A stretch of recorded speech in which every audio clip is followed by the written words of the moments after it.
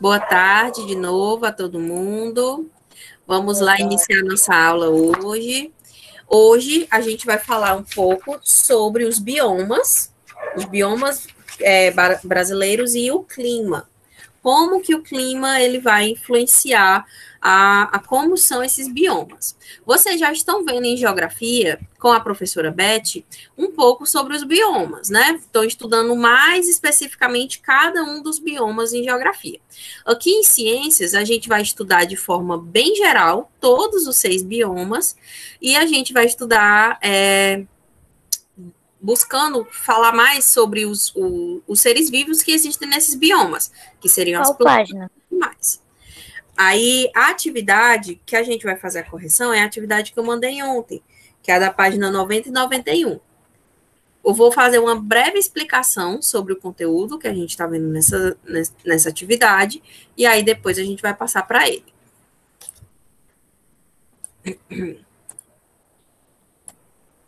Vamos lá.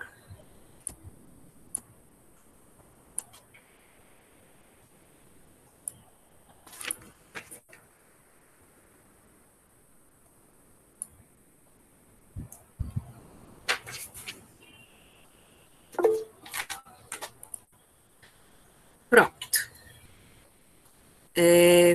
Só alguns recados, né, antes da gente começar. Primeiro, Olimpíada Brasileira de Astronomia e Astronáutica. Quem quiser participar, falar comigo pelo meu WhatsApp. Ainda dá tempo de fazer a sua inscrição. Então, fala comigo, Tiro. faça a inscrição, que a gente faz a inscrição. Outra coisa, a atividade, sempre que vocês forem fazer, primeiro assistam os vídeos e depois façam a atividade no caderno. Sempre assistam primeiro os vídeos. E depois, a outra informação que eu tenho para hoje é que qualquer informação sobre volta de aulas presenciais, tenham calma que vai ser falado no grupo, quando tiver, certo? Então, por enquanto, iremos continuar aqui pela internet, pelas aulas online.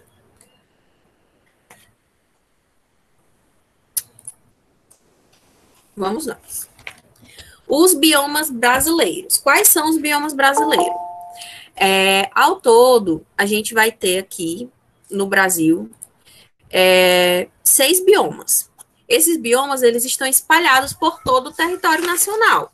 Alguns deles estão específicos em uma única região e outros estão mais em outra região, né? Dependendo de qual característica do clima, qual a característica dos vegetais, dos seres vivos que existem naquele local.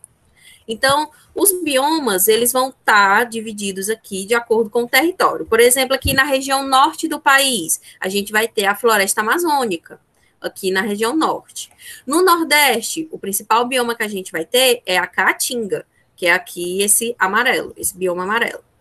Na região aqui do centro-oeste, no centro mesmo do país, que faz ligação aqui com vários outros biomas, a gente vai ter o bioma do cerrado. E aqui no cantinho, perto do bioma cerrado, a gente vai ter o Pantanal. E na região do litoral do país, a gente vai ter um outro bioma, que é a Mata Atlântica. E aqui na região mais baixa do país, na região sul, a gente vai ter os Pampas. Ou Campos Sulinos, dependendo de como ele é chamado. Ele tem vários nomes, né? Pode ser Pampas, Campos Sulinos, enfim, ou só Campos. Então, ao todo, no Brasil, a gente tem esses 6 biomas. E cada bioma ele tem as suas características físicas do local em si, características do clima e características dos seres vivos que habitam naquele local. Então, por exemplo, o que são biomas? Biomas são essas grandes regiões onde a gente vai ter uma junção desse ambiente de acordo com as características semelhantes. E aí a gente consegue agrupar ele nesses seis grupos, né, diferentes. Esses 6 biomas diferentes. Então, o primeiro bioma que a gente vai falar é o bioma Amazônia. No bioma Amazônia, a gente vai ter uma área, lendo aqui, né? O bioma Amazônia compreende uma área na qual se encontra a maior floresta tropical do mundo, a floresta amazônica. Estende-se por 9 países da América do Sul, sendo sua maior porção localizada no Brasil, ocupando cerca de 40% do território. Então, o maior bioma que a gente tem no Brasil é o bioma da floresta amazônica, que fica aqui na região norte. O outro bioma que a gente vai ter é o Cerrado. O Cerrado é considerado o segundo maior bioma da América Latina e do Brasil, conhecido como a savana brasileira. Apresenta grande diversidade e compreende uma área de elevado potencial aquífero. Então, a região aqui do Cerrado, ela tem essa característica, né, de ser o segundo maior bioma brasileiro e tem uma grande diversidade de animais. Não só ele, como a Amazônia também. Tem uma grande diversidade de seres vivos, muitos animais, desde animais microscópicos até animais maiores. O outro bioma que a gente vai ter é a Caatinga, que fica aqui na região Nordeste. O bioma Caatinga compreende cerca de 11% do território brasileiro, ocupando boa parte da região Nordeste até a região Norte de Minas Gerais. O nome dado a esse bioma tem origem indígena e significa floresta branca, denominação que remete às características dessa vegetação ao longo da estação seca. Então, na seca, no período de seca, o bioma da Caatinga, ele fica com esse aspecto esbranquiçado, porque não vai ter folhas verdes, não vai ter a vegetação tão viva. Então, por isso que é chamado de Caatinga. Outro bioma, a gente vai ter aqui a Mata Atlântica. Mata Atlântica é esse bioma que está aqui na região costeira. O bioma Mata Atlântica ocupa cerca de 13% do território brasileiro e compreende a região costeira do Brasil, indo dos estados do Rio Grande do Norte ao Rio Grande do Sul. Outro bioma é o Pantanal. Pronto. Continuando. O outro bioma que a gente tem é o Pantanal. O Pantanal ele é considerado uma das maiores planícies alagadas do mundo. Então, ele é um tipo de bioma que vai ficar nessa região aqui, e ele vai ser um bioma que é alagado, que tem muita água ali naquela região. E as espécies de seres vivos que vão viver nesse local, eles são adaptados a esse ambiente de muita água durante um período e de seca durante outro.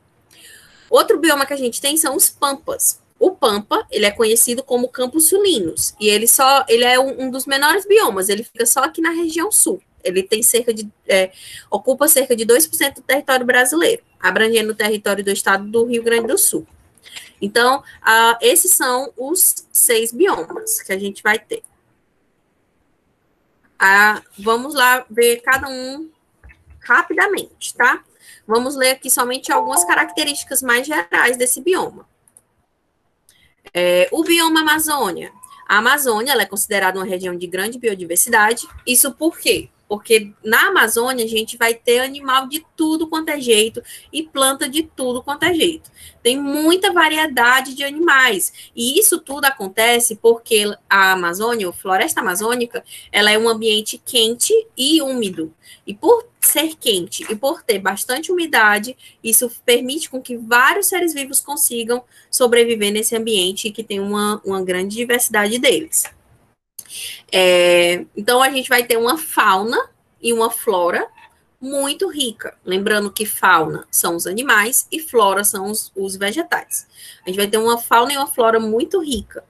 A Amazônia, aqui, ó, a Amazônia, ela é considerada a maior floresta tropical do mundo. Então, por ela ser considerada a maior floresta tropical do mundo, ela tem muita diversidade de seres vivos. Então, essa é uma das principais características da floresta amazônica. Ser quente, úmida, né? Ter essa característica de clima e ter uma grande variedade de animais e de plantas também. O bioma cerrado. O cerrado, ele é o segundo maior bioma do Brasil, e ele tem algumas características bem interessantes, que são árvores com galhos retorcidos, são plantas que vão ser nativas desse local, e que eles parecem, o cerrado ele parece bastante com a savana africana. Não sei se vocês já viram em algum filme, a savana africana é um território que tem um campo todo de plantas baixas, né? E algumas árvores mais altas. E ali os animais vão sobrevivendo naquele ambiente. Então, o cerrado, ele é muito parecido com a savana, mas aqui na região do Brasil. Características sobre esse local é que a vegetação, ela tem adaptações para esse ambiente. Porque no cerrado a gente vai ter um clima que ele não é tão úmido, ele é mais árido. E por ser árido, não chove tanto. Então, no bioma do cerrado, chove em um período, mas ele tem um período que ele está mais seco. Então, eu acho que eu já respondi, né, aí a pergunta do Guilherme. Então, no cerrado, a gente vai ter essas chuvas variando ao longo do ano.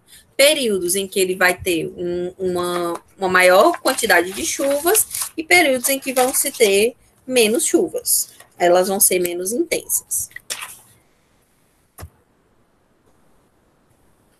O Pantanal. O Pantanal, como eu falei, ele é uma planície alagada, uma planície de inundação. E por ser uma planície de inundação, vai ter vários locais, que vão ter grandes reservatórios de água. O clima do Pantanal, ele é tropical e ele tem uma certa umidade, né? Tem uma boa quantidade de chuvas, porque ele é muito úmido, tem muitos locais alagados. Não durante todo o ano. As plantas e os animais, eles são adaptados a esse ambiente, que tem um certo alagamento, né, durante o ano. Então, durante a época de chuva, no Pantanal, ele vai ficar alagado. E durante a época de seca, ele vai ficar com essas pequenas poças de água espalhadas pelo território. Mas, mesmo assim, ele ainda continua com esse aspecto esverdeado. O outro bioma, que é o bioma que a gente encontra aqui no Ceará, que a gente encontra aqui no Nordeste, é a Caatinga. A Caatinga, o nome Caatinga, ele vem da origem tupi, do indígena, que significa mata branca.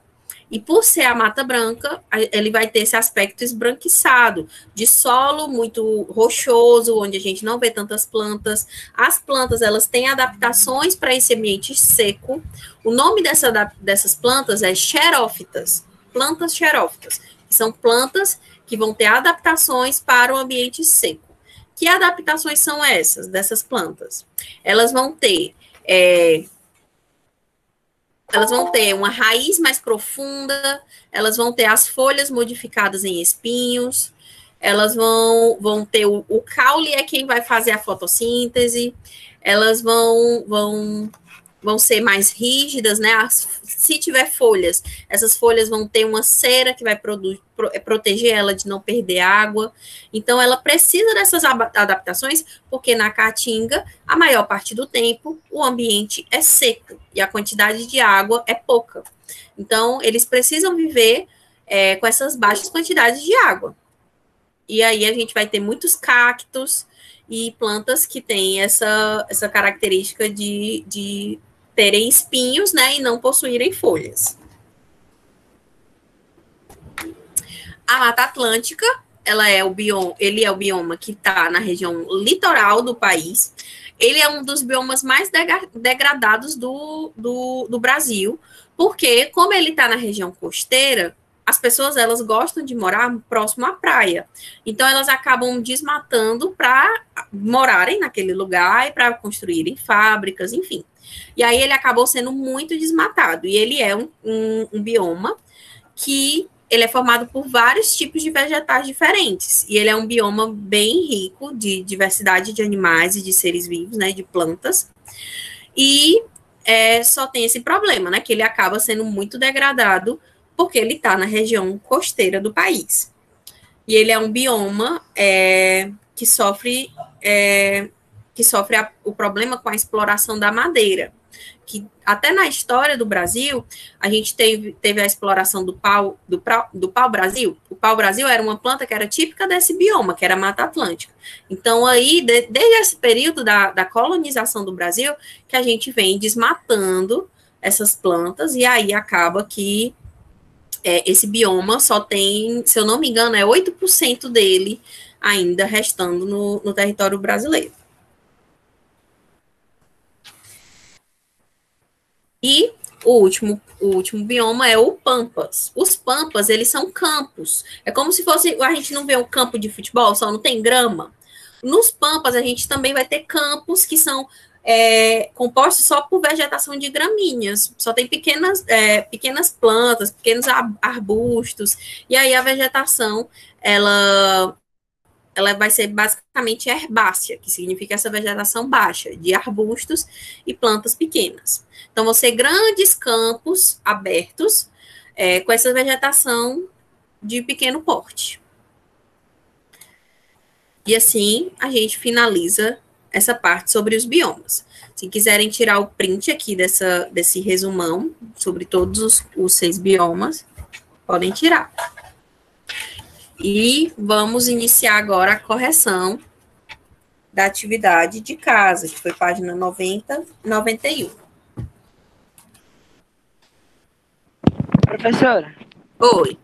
a senhora sabe como bater print no notebook? É na tecla PRT SCR. PRT Consegui, obrigado. SCR.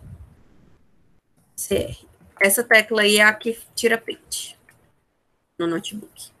Consegui, obrigado.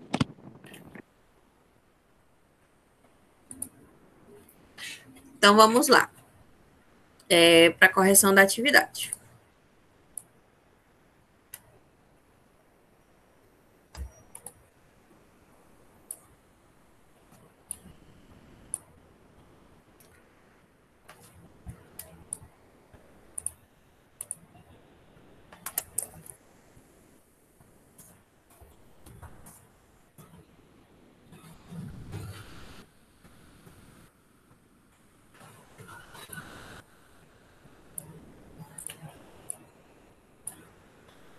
Questão 1.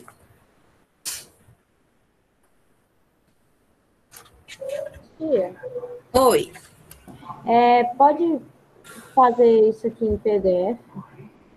Você pode fazer em PDF? Pode. Se não tiver mais folhas no caderno, né? Se tiver faltando folha, pode fazer em PDF. Uhum. Mas, de preferência, faça no caderno. Vamos lá. Primeira questão.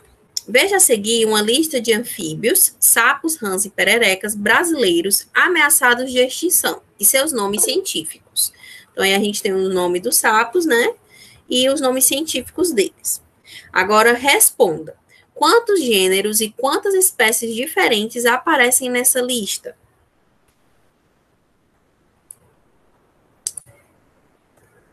Ó, esse conteúdo dessa primeira questão, ele é o começo do capítulo, que fala sobre a classificação dos seres vivos.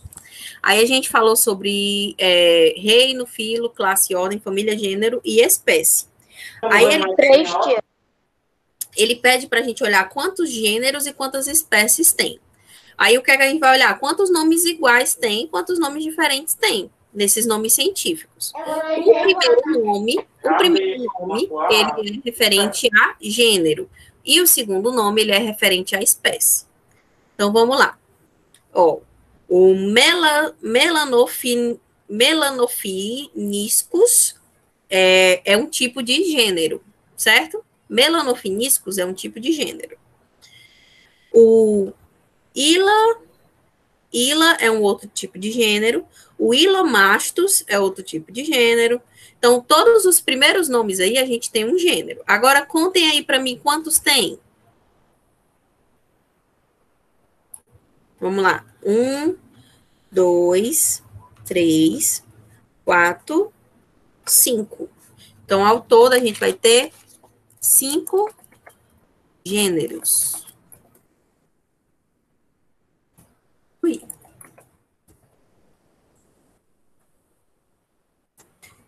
E quantas espécies? É só olhar o nome completo dessa espécie, que é formado por esse nome composto, que é formado por gênero e o nome da espécie. Então, a gente tem 1, 2, 3, 4, 5, 6, 7, 8, 9. 9 espécies diferentes.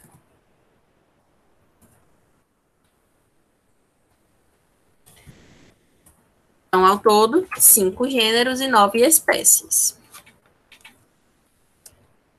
Eu não tenho aqui como mostrar para vocês, eu não tenho um livro digital. Mas se vocês estiverem com o livro aberto, vocês vão entender aí o que é que eu estou falando. Quais são os 5 gêneros? A gente vai ter o melanofiniscus é um gênero.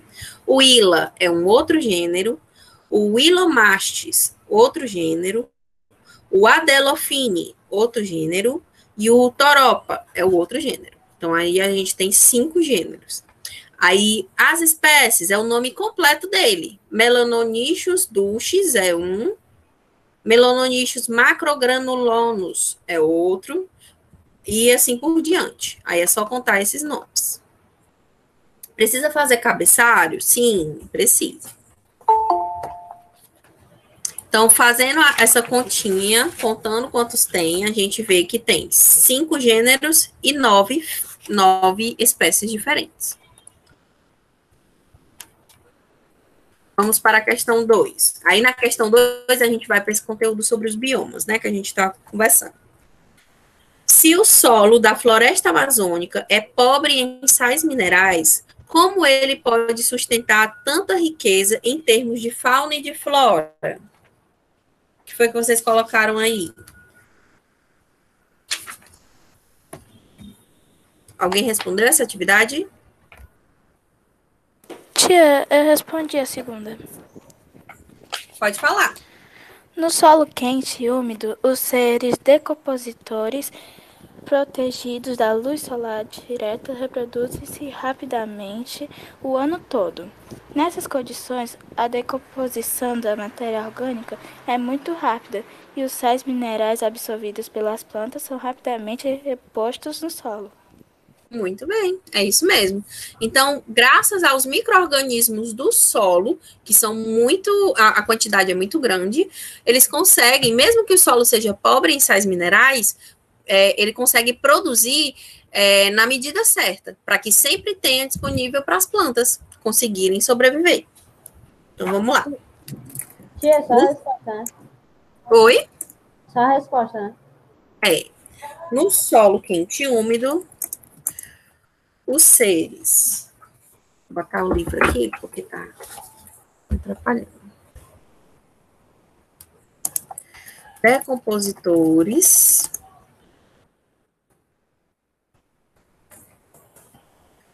protegidos da luz solar direta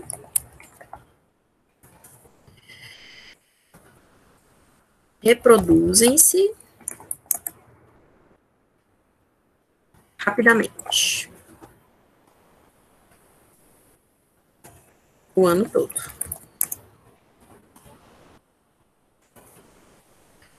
Nessas condições, a decomposição da matéria orgânica é muito rápida. E os sais minerais absorvidos pelas plantas são rapidamente repostos no solo. Essa é a resposta da questão 2. Então, porque tem a sombra, aí os micro-organismos conseguem se reproduzir rápido e decompor bastante matéria orgânica, que vai ser necessária para que essas plantas consigam sobreviver. Mesmo que o solo da floresta amazônica seja um solo que é pobre em sais minerais. Questão 3. Eu vou rápido, tá? Mas aí vocês tiram print e depois conseguem copiar. Questão 3. Por que a retirada da mata original é prejudicial a um ecossistema, mesmo quando o desmatamento é feito para o cultivo de outras plantas, como a soja? E aí, por que ele é prejudicial? Alguém respondeu essa?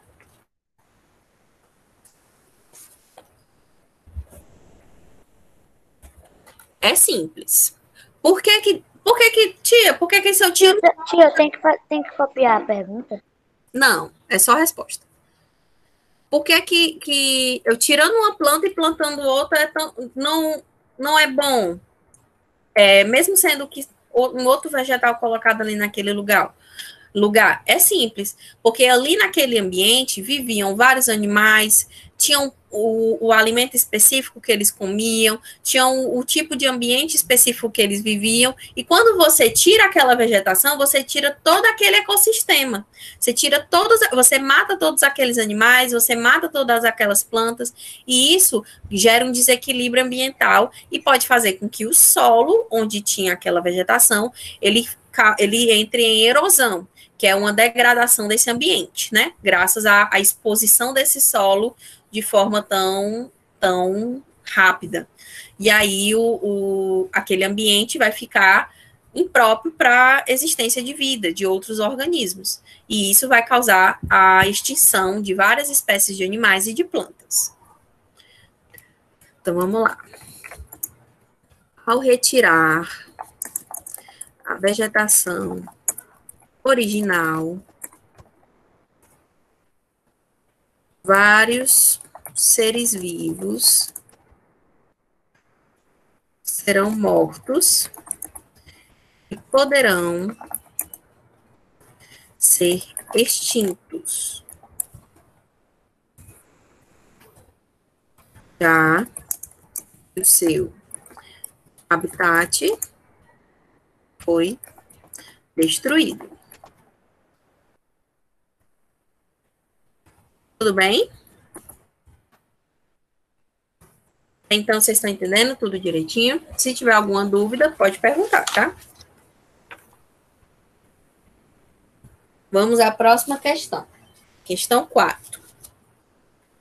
Embora não ocorram no Brasil catástrofes naturais, como erupções vulcânicas e tsunamis, períodos de chuvas intensas são comuns em algumas regiões. Aí ele tem aí uma imagem, né, onde choveu bastante e acabou acontecendo um deslizamento de terra. Aí ele pergunta assim: por que o desmatamento favorece a ocorrência de catástrofes como a observada na foto? Alguém respondeu essa? Posso dizer? Pode sim. Porque o desmatamento retira as plantas e suas raízes, deixando o solo vulnerável e favorecendo o deslizamento de terra. Isso mesmo. Perfeita a resposta. Até vai repetir aí para me copiar. Vamos lá. Pode repetir? Pode. Porque o desmatamento retira as plantas e suas raízes.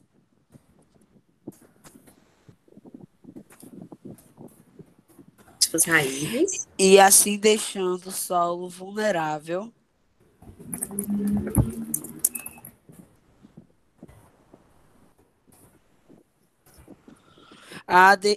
e favorecendo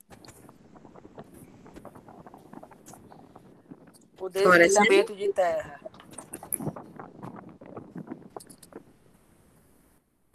Muito bem. É isso mesmo. Então, quando a gente tira, imagine, ó, eu tenho um monte de terra e ali eu tenho várias raízes que estão segurando essa terra no lugar. Se eu tiro a vegetação dali, essas raízes vão morrer e elas vão acabar se degradando e essa terra vai ficar frouxa. Então, quando cai a chuva, essa terra que está frouxa, ela pode ser levada ladeira abaixo. E isso vai favorecer o deslizamento de terra, porque essa vegetação acabou sendo tirada e era ela que sustentava no local. Vamos em diante. Questão 5.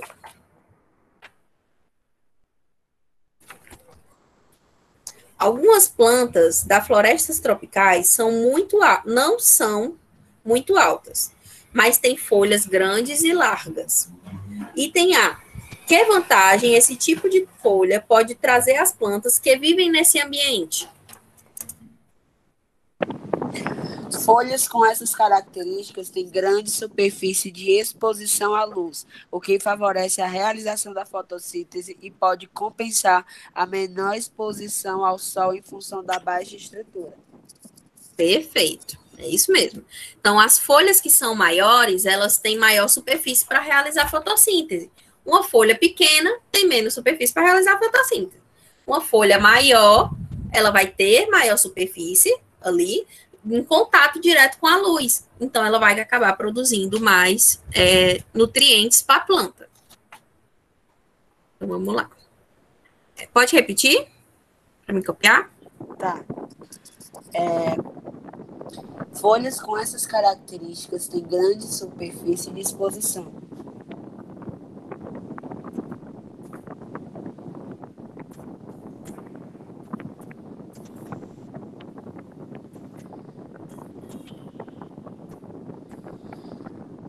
A luz, o que favorece a realização da fotossíntese.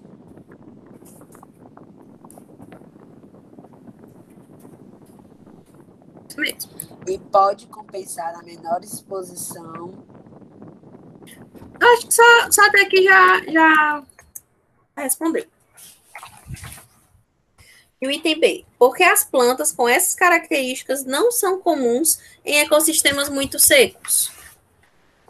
Já que, um ambiente seco, a planta ela não vai conseguir manter a umidade. Então, ela vai ter essa folha modificada em espinhos. Porque o espinho, ele evita que essa planta perca água para o ambiente. Porque se já falta muita água, então por que ela teria que perder mais água ainda, né? Então, a resposta é porque em ambientes secos,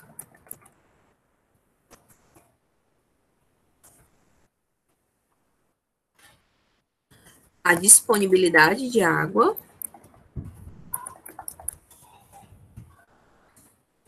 é menor. Então, a planta deve ter adaptações para evitar a perda de água. Professora, Oi, minha resposta foi diferente. pode falar. Porque as folhas grandes e largas favorecem a perda de água por transpiração, o que é prejudicial em um ambiente seco. Tá certo também. No ambiente seco, ela vai ter adaptação para ser menor, né? A folha vai ser menor para perder menos água. Nos ambientes úmidos, a folha pode ser maior, porque, enfim, ela tem maior umidade, né? O ambiente tem maior umidade.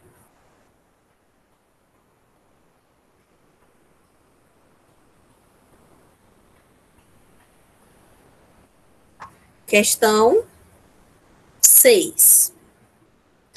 Cite algumas medidas que devem ser tomadas para impedir a destruição do Pantanal.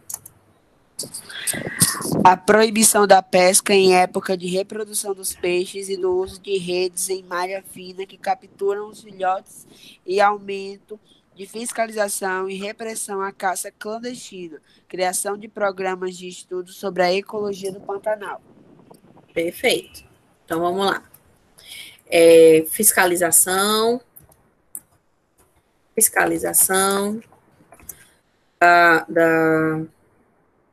da caça, né? Da caça ilegal.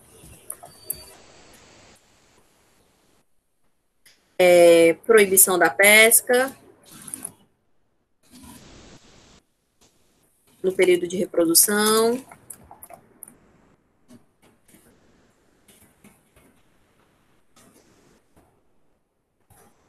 Incentivo ao estudo, né? Estudo do bioma, dos seres vivos presentes no bioma. Eu posso copiar a resposta para colocar no caderno? Pode sim. E etc. Algumas ações que vão ajudar a manter o bioma do Pantanal. O Pantanal, ele tem muitos animais que são lindos, como, por exemplo, a onça pintada, alguns tipos de araras. E o que é que o povo faz? Pega e mata, pega e faz o tráfico animal também. Eles deixam No Mercado Livre.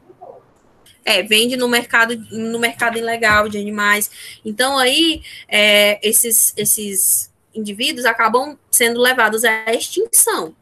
Só porque eles são mais bonitos, né? E a galera quer criar, enfim. E isso é crime. Cuidar de animais que podem entrar em extinção, né?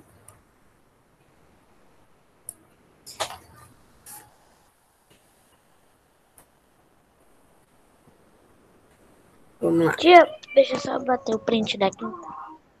Da quinta? Vou deixar assim, tá? Tá. Questão 7. Eita, que ainda tá na 7 e ainda só tem 10 minutos. Vamos lá. Questão 7. Por que podemos dizer que os maiores tesouros das florestas tropicais são ainda desconhecidos? Posso responder, professora? Pode. Muitas plantas e outros seres vivos que ainda não foram estudados podem possuir substâncias químicas com propriedades úteis ao ser humano, que talvez sirvam, por exemplo, para a produção de novos medicamentos, como apenas uma pequena parte dos organismos das florestas tropicais foi estudada. Pode-se dizer que os maiores tesouros dessas florestas são ainda desconhecidos. É isso mesmo. Muito bem. Então, graças a esse conhecimento, né, que a gente vai conhecendo novas plantas e novas substâncias, a gente vai criando novos medicamentos para doenças que até então não tinham cura, por exemplo. Então, o bioma do Pantanal não, desculpa, das florestas tropicais, eles não são muito explorados, não foram ainda muito explorados. Então, ainda tem uma grande variedade de seres vivos que podem ser estudados e descoberto grandes características deles, né, de terem substâncias que vão ajudar a curar doenças, a produzir novas coisas, né, que são essenciais para a nossa vida e coisas do tipo. Então, por isso que ele é chamado de tesouro. Pode repetir para mim, só o começo? Posso? Deixa eu colocar aqui. Aí. Muitas plantas e outros seres vivos que ainda não foram estudados podem possuir substâncias químicas. Muitos seres vivos podem possuir substâncias Químicas com propriedades úteis ao ser humano.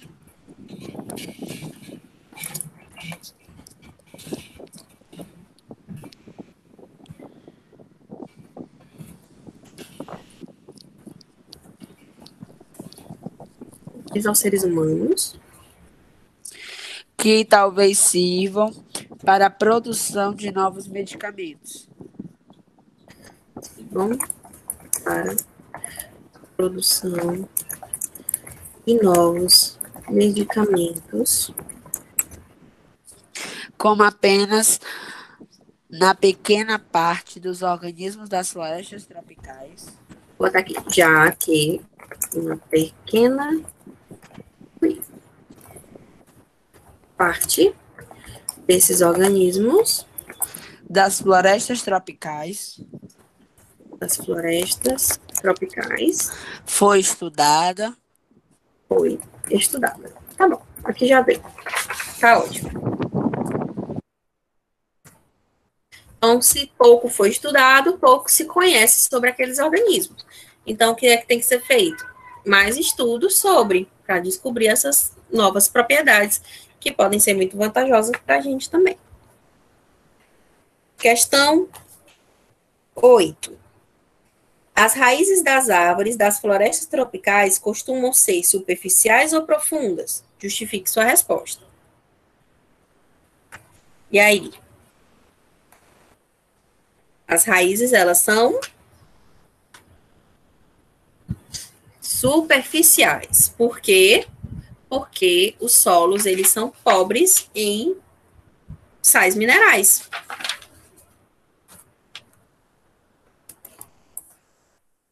Costumam ser superficiais. Pois o solo é pobre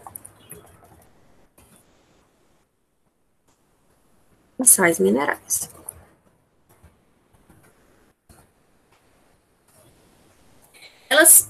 Essas raízes, elas vão ter uma parte mais profunda, né, que vai ajudar elas na sustentação, porque, enfim, elas são plantas de grande porte, mas também a maioria delas vai estar com as raízes superficiais, porque é onde vai estar a maior disponibilidade de matéria orgânica ali para eles sobreviverem.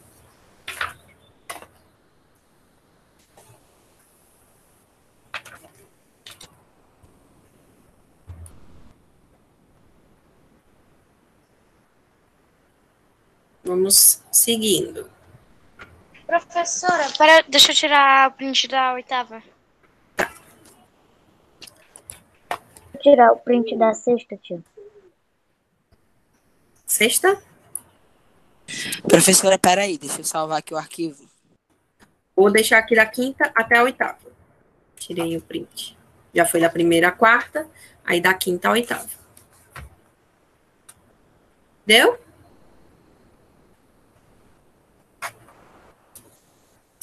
Sim. Eu acho que hoje a gente só vai até a 10ª, tá? Aí a 11 e a 14 a gente corrige na próxima aula, porque eu tenho que ir pro sexto ano agora. Ou então, professora, a senhora grava um vídeo ou aula com a correção. Pode ser, eu vou gravar o vídeo com a correção dessas outras 4 questões depois. Aí eu complemento aqui nesse vídeo de hoje, né? Eu coloco junto dele.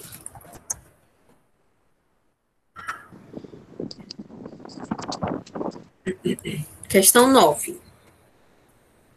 Os anfíbios são encontrados em diversos ecossistemas. Com base no que você sabe sobre esses animais, onde se espera encontrar a maior variedade de espécies de anfíbios? Na Caatinga ou na floresta amazônica ou na Mata Atlântica? O que pode acontecer com os anfíbios no caso de secas prolongadas? E aí, onde que a gente pode encontrar mais anfíbios? Posso dizer a resposta? Pode. Espera-se encontrar mais espécies de anfíbios nas florestas e matas úmidas, onde esses animais ficam mais protegidos da perda da água. A Caatinga tem um clima muito seco, o que traz mais risco de perda de água para a pele dos anfíbios. Esses animais morreriam em caso de seca prolongada, porque dependem da alta umidade para respirar e se reproduzir. Isso mesmo. Perfeito. Então, os anfíbios, eles precisam de ambientes úmidos. Então, se ele fosse para a Caatinga, seria um ambiente muito seco para ele, eles não iriam conseguir sobreviver. Então, nas florestas e matas úmidas, como a floresta amazônica e a Mata Atlântica, né? Floresta amazônica e Mata Atlântica. Pois os anfíbios precisam de ambientes úmidos para sobreviver.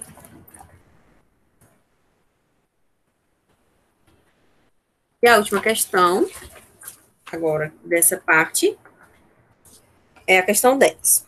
Que característica das aves possibilita que esses animais consigam sair de uma região com condições desfavoráveis, buscando abrigo e alimento em locais bem distantes, ou seja, realizando migrações? O que é que permite que as aves consigam sair de um local e migrarem para outro? Simples, né? São as asas. O fato delas voarem.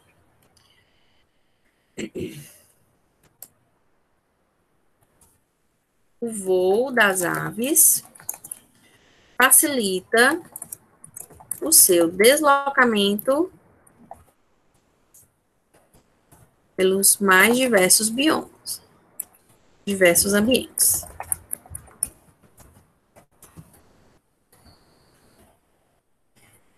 E é isso. Eu vou gravar o restante das questões, né, da 11 até a 14, e vocês assistam lá no YouTube o restante da correção depois, tá? Mas agora eu vou dar aula no 6º ano. Oi. A senhora pode mostrar a resposta da terceira e da quarta? Posso sim. Pronto, professora. Agora eu vou só salvar esse outro pente aqui que eu criei, aí eu mando lá no Google Classroom. Obrigada. Tirem a foto da atividade de vocês e mandem, tá? Por favor, tirem a foto da atividade. Pessoal, Até a próxima, professora. Até a próxima e tchau. Boa semana. Tchau, tia.